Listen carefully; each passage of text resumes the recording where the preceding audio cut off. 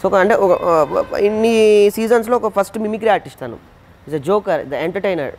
ఎప్పుడు జోకర్ కూడా ఎంటర్టైనర్, తన నవ్విస్తాం కానీ వెనక 100 బాధలు ఉంటాయి. ఈ కోణంలో వచ్చిన ఫస్ట్ ఆర్టిస్ట్ తను. సో అందులోనూ చాలా బయట ధైర్యం చేసి కొన్ని బేర్ చేసి వెళ్ళాడు తను. అదే అది తను షోలో కూడా చెప్తూ ఉన్నాడు, నేను బయట తీసుకోమన్నారు, అవమానించారు, ఇలా ఇలా అదొక అది. సో దట్స్ అది వార్ చేస్తున్నాడు తను హౌస్లో. తను గెలవాలని మనస్ఫూర్తిగా కోరుకుంటున్నాను. ఎందుకంటే ఒక కమీడియన్ని గెలిపిస్తే తను ఒక్కడే ఆనందంగా ఉన్నాడు. ఆ జోష్తో ఇంకా బౌన్స్ అవుతూ ఉంటాడు, ఆనందం అందరికీ పంచిపెడుతూ ఉంటారు. సో నాకు తను గెలవాలని మనస్ఫూర్తిగా ఉంది.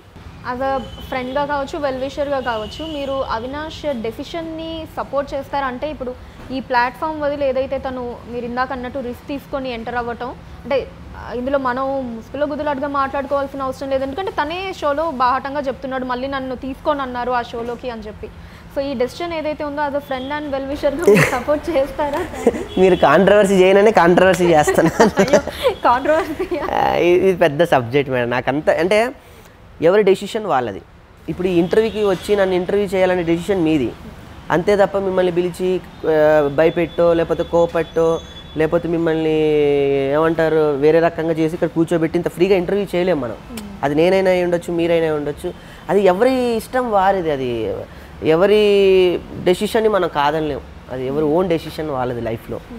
సో తనకి అది నచ్చింది, తను అది చేశాడు, అంతే తప్ప మనం ఏం అనలేంగా, అనకూడదు కూడా. సో అదే సరే ఓకే, మీ వరకు వస్తే మీకు అలాంటి ఆపర్చునిటీ మీరు వెళ్తారా?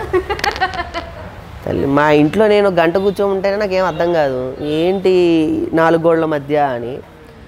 ఎంత సొంతగా ఇల్లు కట్టుకున్నా కూడా ఒక రోజు బాగుంటుంది, 2 రోజులు బాగుంటుంది, 3 రోజుల తర్వాత మనకే మార్చేయాలి, ఆ సామాన్లు ఇక్కడ, ఈ సామాన్లు ఇక్కడ, బయట తిరగాలని వెళ్ళిపోవాలని ఉంటుంది.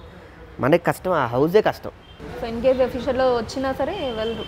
అండ్ ఇంకే ముందు ఎప్పుడైనా వచ్చింది డెఫినెట్లీ వచ్చే ఉంటుంది, వెళ్ళలేదైతే. మా అన్నయ్య నన్ను అడిగారు, ధనరాజు గారే, ఎరా వెళ్తావా మాట్లాడినా. అసలు ఫస్ట్ వద్దంటారు, మా ఇంట్లో వాళ్ళే వద్దంటారు, మా అన్నయ్యకి కూడా తెలుసు నా బిహేవియర్ ఏంటి, నేనేంటి అని. నేను సూట్ అవ్వను అక్కడ, అక్కడ చాలా ఉంటాయి. మీరు వెళ్తారా? మీరు బిగ్ బాస్కి వెళ్తారు, వెళ్ళి ఏం చేస్తారు అక్కడ అంటే మామూలుగా ఇట్లా ఇంటర్వ్యూ చేస్తారు అందరిని కూర్చోబెట్టి? అక్కడ అన్ని కెమెరాలే ఉంటాయి, మీరు ఏ కెమెరా దగ్గర కూర్చుంటే అదే ఇంటర్వ్యూ. అప్పుడు బిగ్ బాస్ చేయాలి ఇంటర్వ్యూ అంటే వెళ్ళాలని ఉంది మీకు, అంతేనా?